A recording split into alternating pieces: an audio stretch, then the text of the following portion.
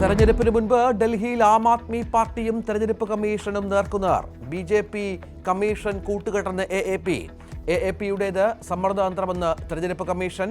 ഡൽഹി നാളെ 70 മണ്ഡലങ്ങളിൽ ഒറ്റഘട്ടമായി വോട്ടെടുപ്പ്.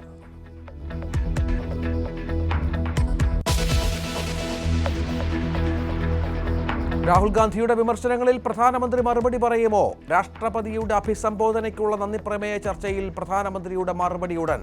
വഖഫ്, കുംഭമേള വിഷയങ്ങൾ ഉയർത്തി ഇന്നും പ്രതിപക്ഷ പ്രതിഷേധം.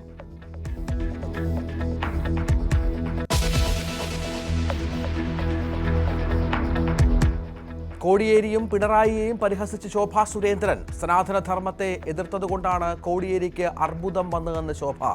സമൂഹമാധ്യമങ്ങളിൽ പ്രതിഷേധം ശക്തം.